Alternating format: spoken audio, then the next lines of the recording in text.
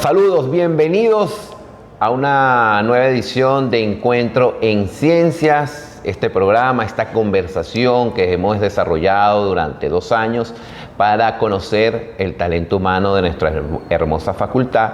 Y hoy estamos en un lugar mágico, el Instituto de Zoología y Ecología Tropical de nuestra facultad. Y nos acompaña la profesora Ana Bonilla. Profesora, bienvenida a Encuentro en Ciencias. Y como decimos nosotros, vamos a iniciar por el comienzo. ¿De dónde es la profesora Ana Bonilla?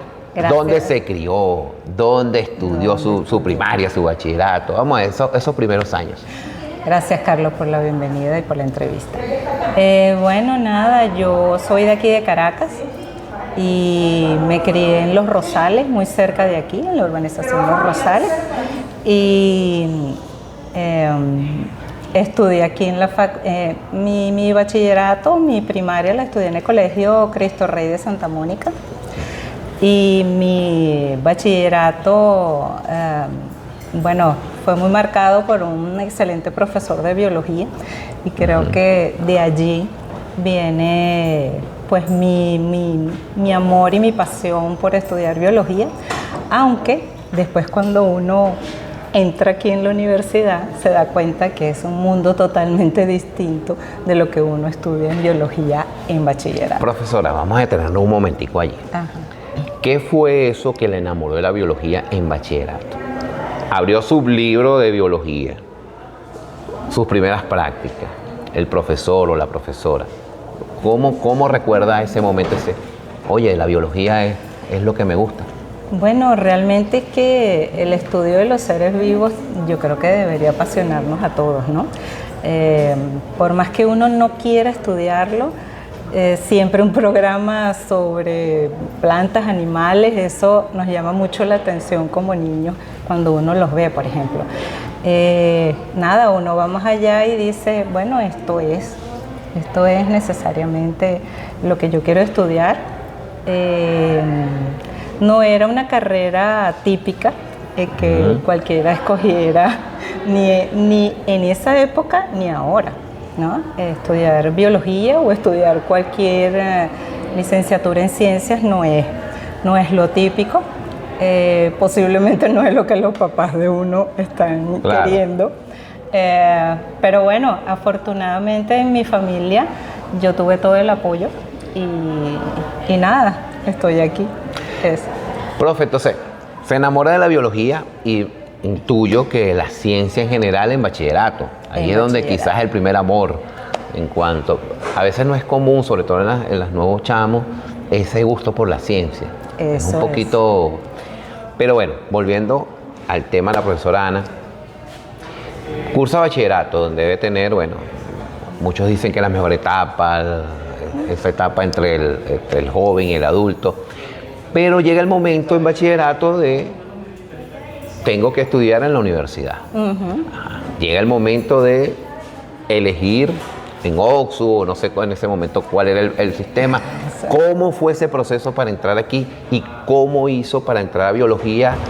¿O fue directo, tuvo la dicha de poder ingresar a la carrera sin necesidad de estar de dar otros pasos dentro de la universidad? No, la típica prueba interna que uno hacía, que no era llenar un formulario en línea, no, era venir aquí a presentar un examen. Y las colas interminables. Era venir aquí a presentar un examen y así logré el ingreso acá. Y como te digo, como no es una de las carreras más solicitadas, pues yo pienso que siempre, uno tiene oportunidad, ¿no?, cuando opta por el área de las ciencias. Ok, profe, entra en la Universidad Central. Ajá. Sale de 5º año y entra a la universidad. Directo. Eso siempre, antes, hoy, en el pasado y en el futuro, será como descubrir un nuevo mundo. El primer día de clase, entra a la universidad. ¿Qué sucede allí con Ana? Bueno, afortunadamente en esa época había un propedéutico. Y entonces yo ingresé no directo al primer semestre, sino al propedéutico, donde se veía física, química, matemática, ¿no? Y ahí había una primera nivelación. Pero ese primer semestre fue un shock de realidad totalmente distinto, Claro. sobre todo porque en biología uno no ve biología en el primer semestre, uno ve física, química y matemática. Y uno dice, bueno, ¿qué hago yo aquí más o menos, no? Porque yo vine a estudiar biología. Claro. Y bueno, ahí me rasparon física 1. Fue la única materia que me rasparon en toda mi carrera. Pero bueno, yo la remonté en el segundo semestre y de ahí en adelante ya digamos que entré en la dinámica de lo que son los estudios universitarios y en la responsabilidad que eso conlleva, ¿no? Claro. Pero sí, ese primer enfrentamiento a una nueva realidad completamente distinta fue duro. Sí, esos primeros años como estudiante en la universidad, Ajá. más allá de los estudios, ¿cómo los vivió la profesora, la Ana de ese momento, como estudiante? Hay actividades culturales, de extensión, deportiva. ¿Era Ana, se involucraba en ese tipo de actividades o estaba dedicada solo a estudiar? Ahí debo confesar que era muy nerd. Ah, okay. Yo estaba dedicada a estudiar, en efecto, y tomaba todas las materias que podía tomar en el pensum, que es el mismo de ahorita, Okay. que por cierto es el mismo de ahorita. Y no, confieso que estaba bastante al margen. Después uno dice, oye, ¿por qué no viví un poquito más? No viví un poquito más ese ambiente universitario que valía la pena. Pero lo que sí hice fue buenos amigos que todavía perduran. Claro. O sea, que todavía perduran, estén o no estén aquí en el país. Todavía esas amistades que uno hace durante la carrera de biología perduran. Nosotros siempre decimos que por lo menos en biología, cuando tú vas de campo con alguien, o lo amas o lo odias, porque esa convivencia es fundamental, ¿no? Y ahí donde tú de verdad decides o te enganchas con una persona y dices, wow, sí, aquí hay buena química. Claro. Porque la biología obligatoriamente te lleva a trabajar en grupo, te lleva a trabajar en equipo, te lleva al campo en muchas de las asignaturas, y ese trabajo en campo es muy precario. Profesora, ¿se puede ser biólogo o bióloga sin ensuciarse las manos con tierra, con animales, plantas, sin hacer campo? Bueno, aquí en la licenciatura no, porque tienes que hacer ecología, por ejemplo, y eso implica ir al campo. Después puedes hacerlo muy aséptico si quieres, si te vas por el área de biología celular. ¿Y qué es más divertido para Ana? No, totalmente ir de campo. Eso es algo que a nosotros nos llena demasiado, y por eso el área de la ecología fue la que yo tomé desde el pregrado y seguí en el posgrado, pero a los biólogos nos da mucha vuelta la carrera y lo que nos depara, y luego pues el cargo que tuve aquí no me sacó de la ecología, pero sí también me hizo incursionar en la zoología, en el área de los peces. Profe, pero sí. Siguiendo todavía con la etapa de pregrado, Ajá. el caminar por la universidad, la magia que representa la Universidad Central, por supuesto. Fue en ese proceso de estudiante ya adelantada, menos en la carrera, que dio sus primeros pasos como docente, de repente como auxiliar, o cómo fue ese proceso. ¿Cuándo dijo, bueno, yo creo que puedo ahora yo estar del otro lado del aula? Realmente fue a nivel de posgrado. Ok. Sí, soy sincera. Fue a nivel de posgrado. En el pregrado yo me dediqué, como quien dice, después que me rasparon esa primera materia, yo dije más nunca. Y bueno, yo estaba dedicada a eso y no ejercí como preparadora, por ejemplo, que lo hacen los estudiantes, y se los aplaudo. Por eso te digo, se los aplaudo. Porque al final termina siendo una credencial, ¿no? Claro. Cuando uno concursa. Pero no, fue en el posgrado. Allí comencé a ser docente por lo que se llamaba antes emergencia docente, es decir, faltaba un profesor de repente en un curso Y bueno, mientras yo era estudiante de posgrado, di un curso en ecología. Ok. Aquí. Así fue su primera experiencia. Fue a ese nivel, sí. Ah, pero fíjese. Y ahora si yo le pregunto, ¿cuánto tiempo aproximado lleva dando clases en el aula? 30 años. Ah, bueno, imagínese. 30 Y empezó años. por una emergencia. Sí, ya yo estoy jubilada, pero bueno, sí, 30 años porque todavía sigo. En el pregrado cuando se abren las electivas y aunque hasta hace poco fui coordinadora de principios de biología, que es una de las obligatorias de la licenciatura, pero ya son un poquito más de 30 años, porque en efecto, sí. Profe, usted nos acaba de decir que el área por donde quiso desarrollar su carrera fue la ecología. Exactamente. ¿El porqué de eso? Mira, los seres vivos y el entorno con su ambiente, bueno, es una de las cosas más hermosas de estudiar dentro del área de la biología, respetando todas las otras 4 áreas dentro de la biología que se pueden estudiar aquí en la facultad, ¿no?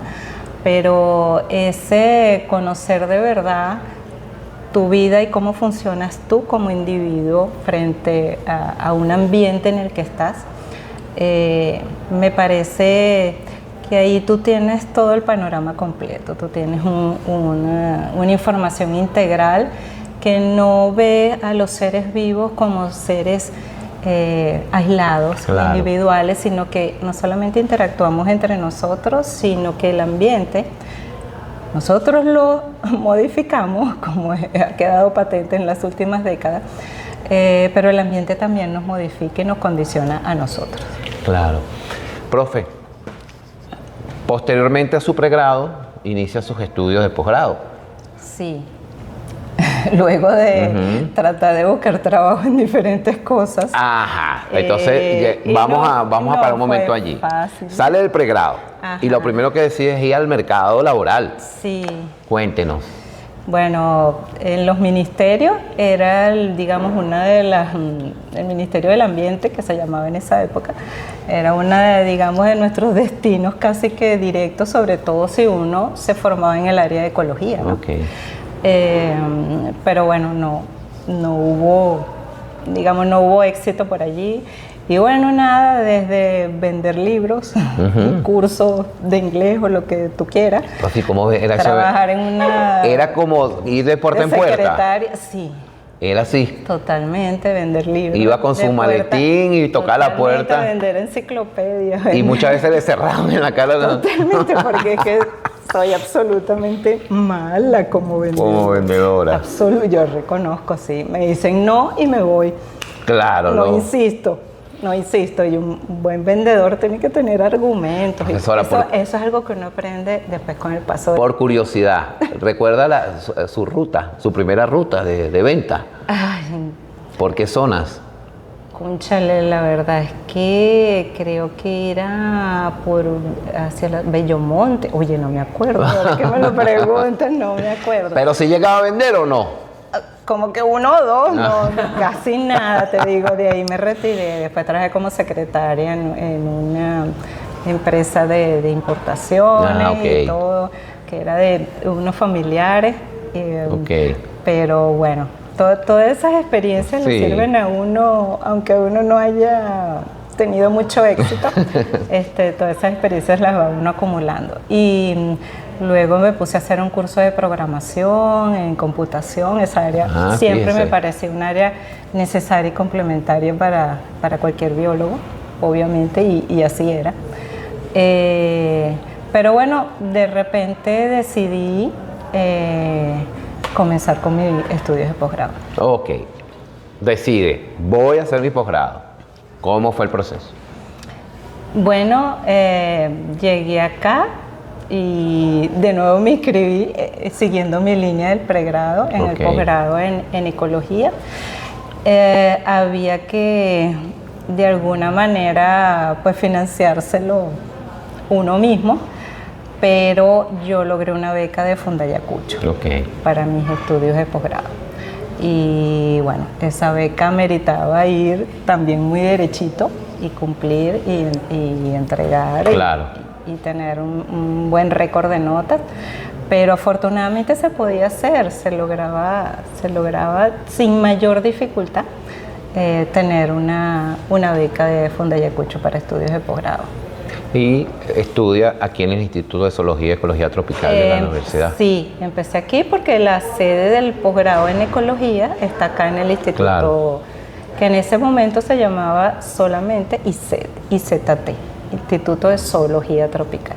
Posteriormente se le agregó el Ecología. Hace un poquito más de 10 años cambiamos a ecología. Perfecto. Los ecólogos protestaron. Y con razón. Pues. Encabezados por usted. Sí, más o menos.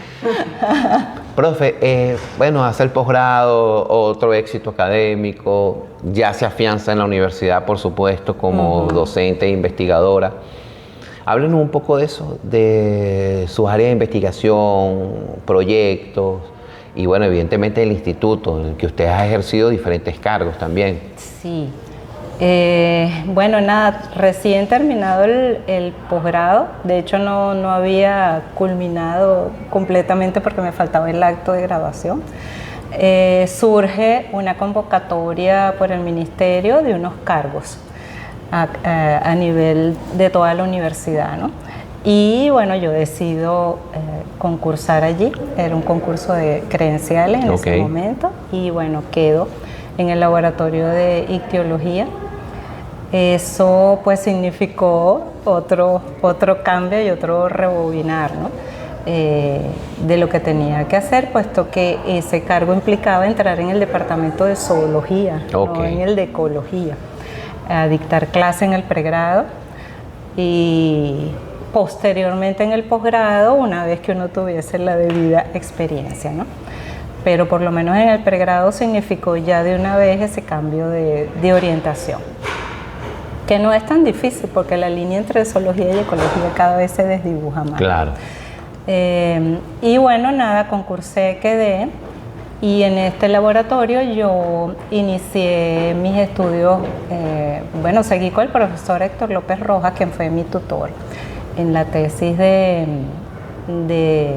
posgrado, en la cual él me dijo, bueno, yo quiero que trabajes en peces, queremos ver diferencias entre poblaciones de peces, yo te asesoro en la parte de morfología, pero quiero que hagas genética. Okay. Y eso lo tienes que hacer tú, por tu lado. Ve a ver.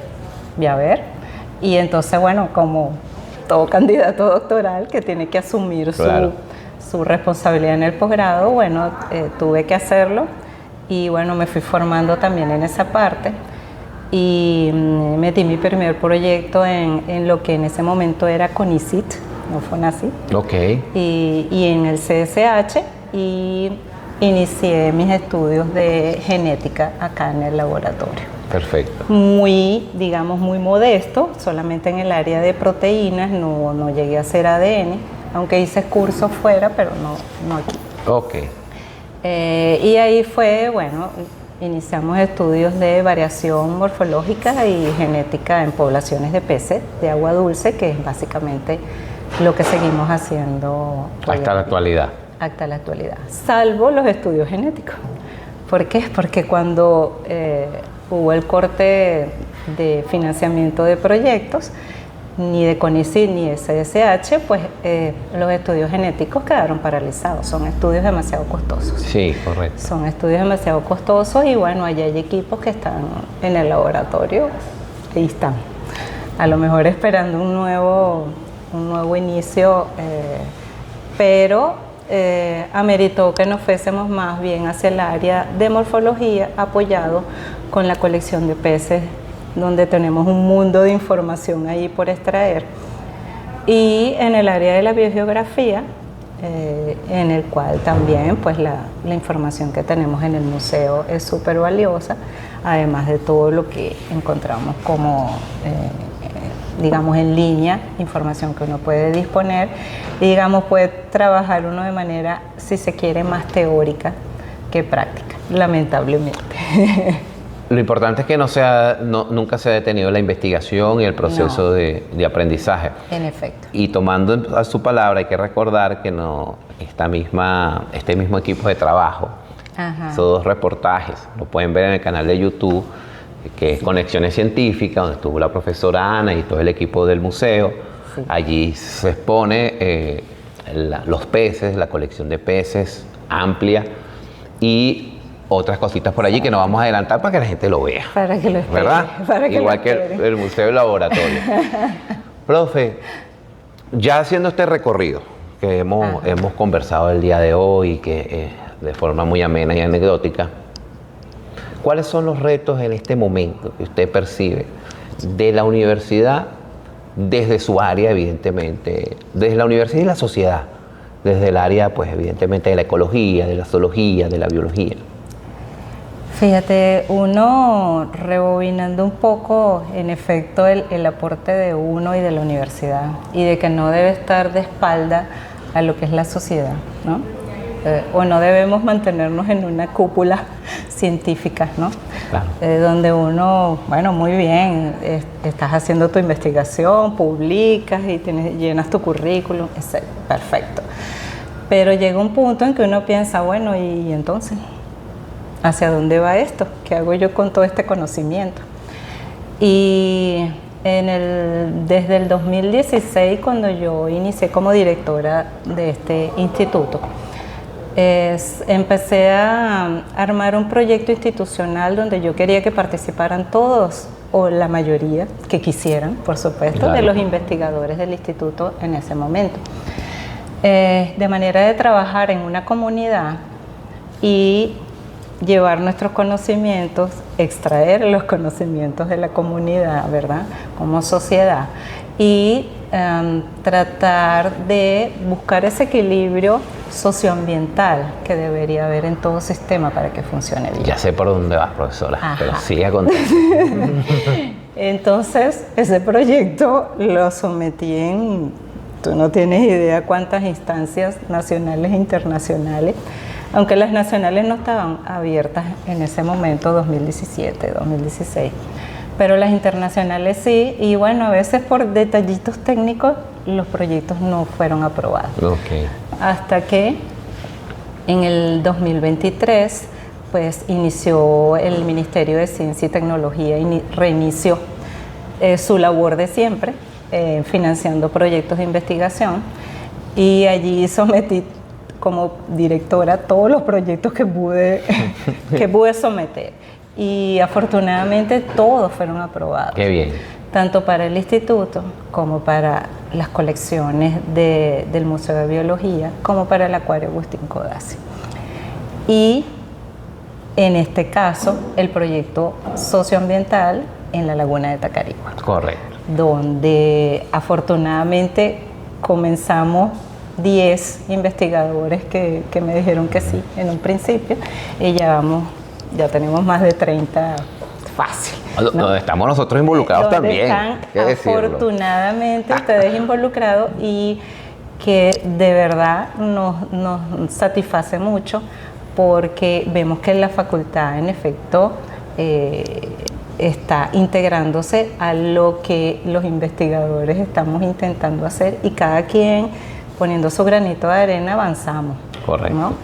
Entonces, bueno, eso de verdad nos satisface muchísimo. En una experiencia donde armar la gobernanza en ese sitio ha sido la tarea más titánica de todas, sí.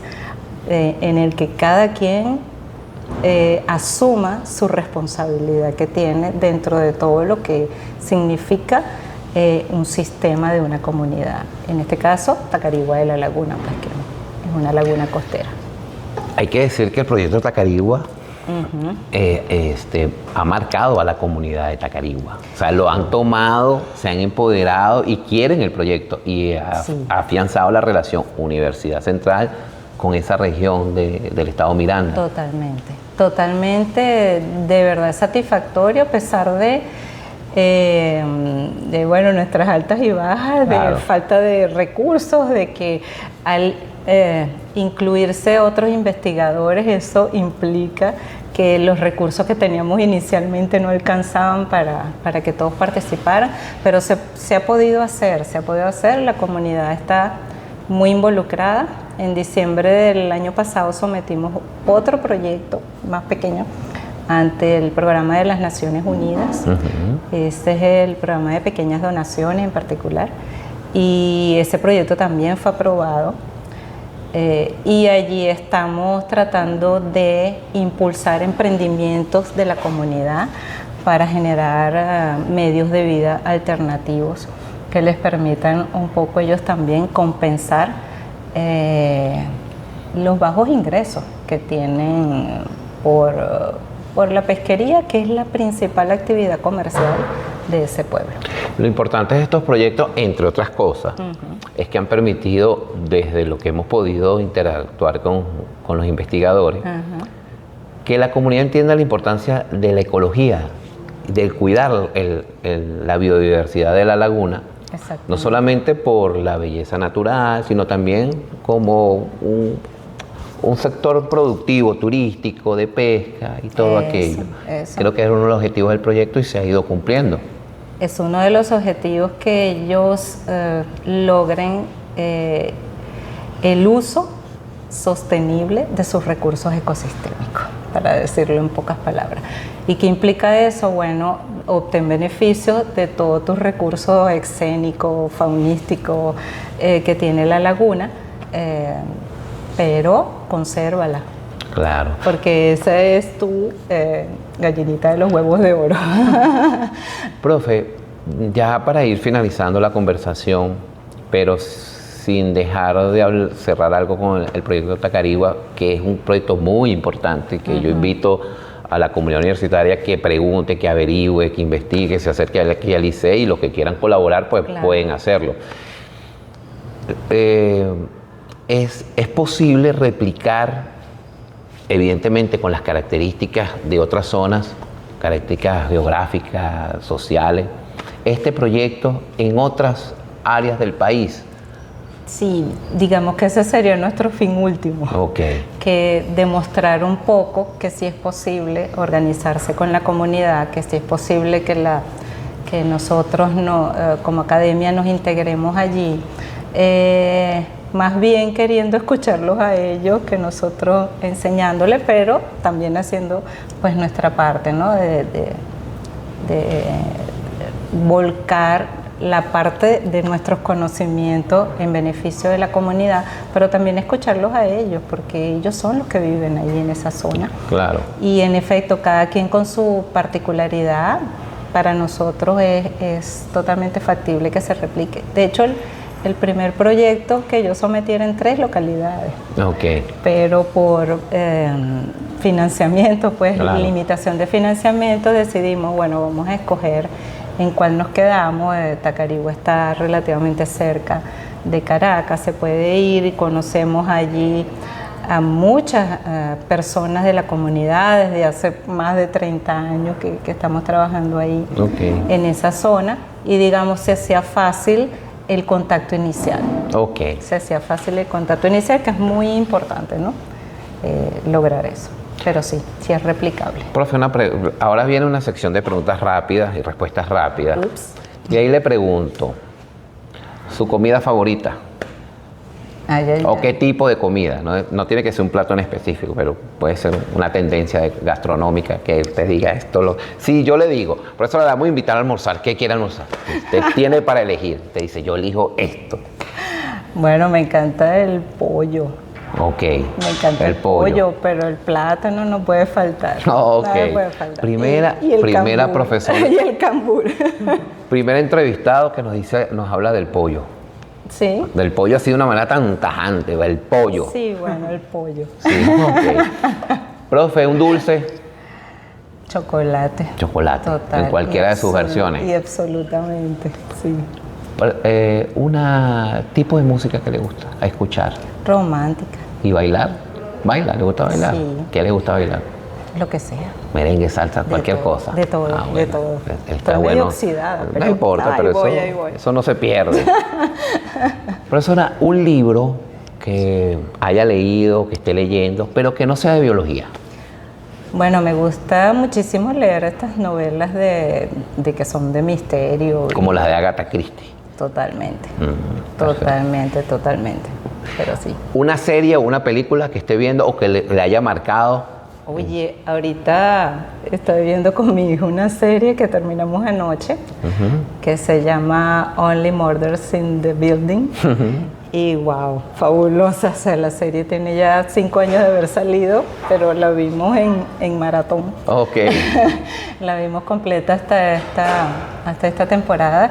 Y es esa serie de investigación, igual, misterio, todo eso. ¿En qué plataforma? En Netflix. En Netflix, ok, Sí, ya saben. Excelente. Que no se la pierdan. Recomendable totalmente.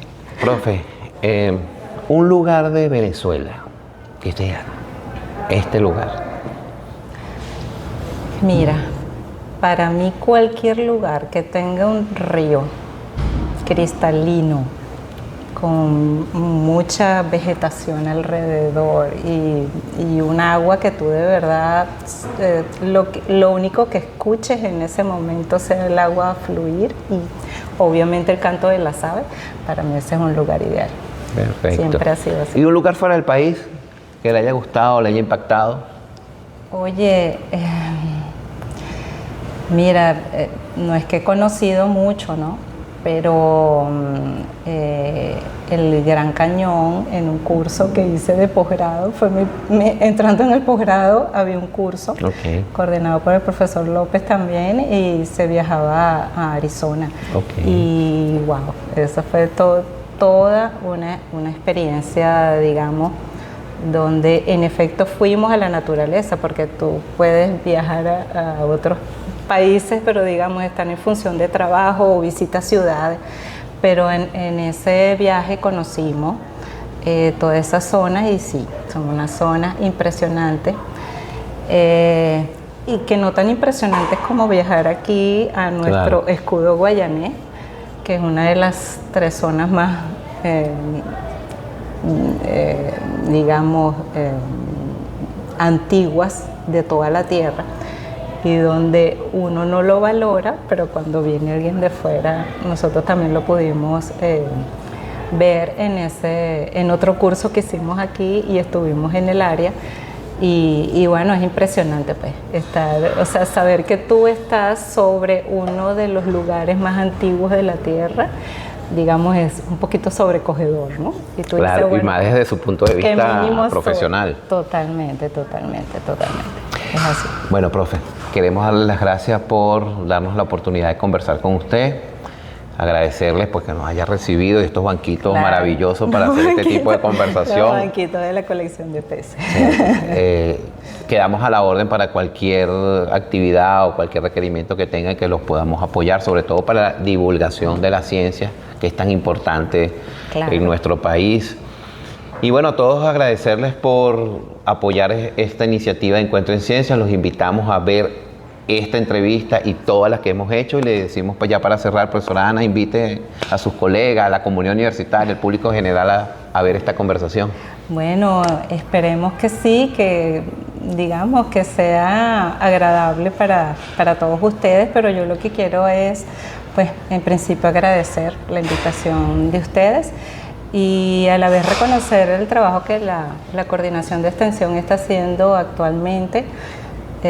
Ya que mencionas divulgación, pues nos han apoyado con la divulgación de la revista Acta Biológica Venezuelica, que es el órgano de difusión de nuestra facultad, y que yo agradezco especialmente desde mi cargo de editora de esta revista, y bueno, la promoción y el apoyo que hemos sentido no solamente, digamos, como instituto, sino en particular en los proyectos que estamos desarrollando con la colección de peces, como tú bien dijiste, con el interés de mostrarnos.